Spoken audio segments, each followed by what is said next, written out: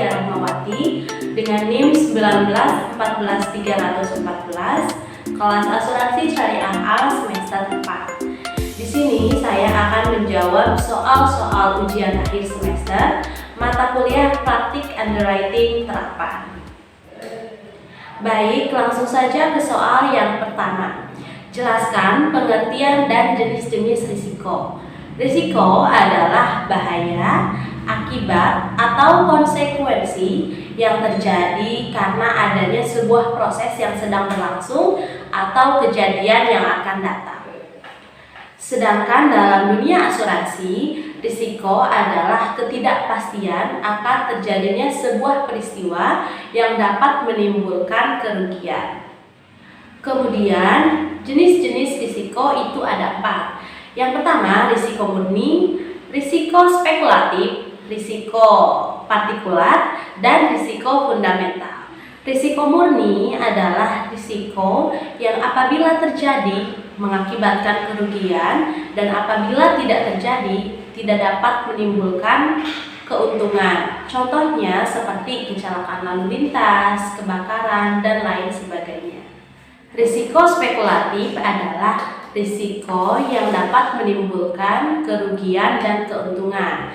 Apabila terjadi menimbulkan kerugian, sedangkan jika tidak terjadi itu dapat menimbulkan keuntungan. Contohnya seperti bursa efek, lalu seperti membeli undian berhadiah, dan lain sebagainya. Risiko partikular adalah risiko yang sumbernya dari individu dan berdampak secara lokal. Contohnya seperti kecelakaan kendaraan.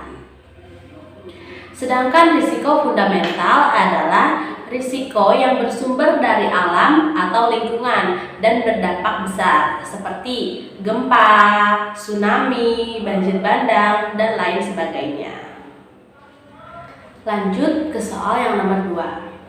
Apa saja prosedur yang dilakukan oleh field underwriting? Nah, field underwriting adalah proses awal yang dilakukan oleh petugas lapangan dalam proses underwriting atau seleksi risiko. Nah, di sini petugas lapangan melakukan observasi dan mengumpulkan data atau informasi terkait calon tertanggung atau pemegang polis. Nah, pengamatan ini dilakukan oleh seorang agen dan terbatas pada aspek non-medis sebagai seleksi awalnya. Dari hasil pengamatan tersebut diharapkan perusahaan dapat memprediksikan kelas risiko yang akan diterima dan terhindar dari moral hazard. Soal yang ketiga, bagaimana proses underwriting dilakukan? Nah, proses yang pertama yaitu mencari informasi tentang si calon nasabah.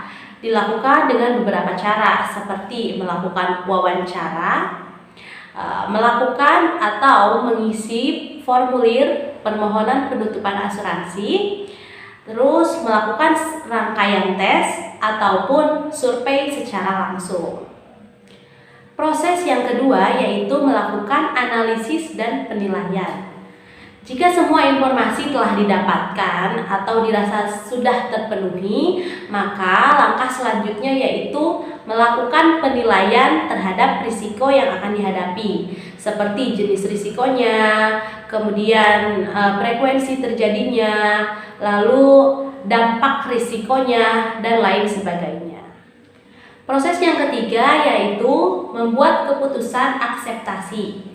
Di sini underwriter akan memutuskan apakah asuransinya dapat diterima secara penuh, diterima tetapi ada pengecualian, diterima dengan ekstra premi, atau ditolak. Nah, begitulah proses underwriting dilakukan. Mungkin cukup sekian jawaban dari saya, kurang lebihnya mohon maaf. Wassalamualaikum warahmatullahi wabarakatuh.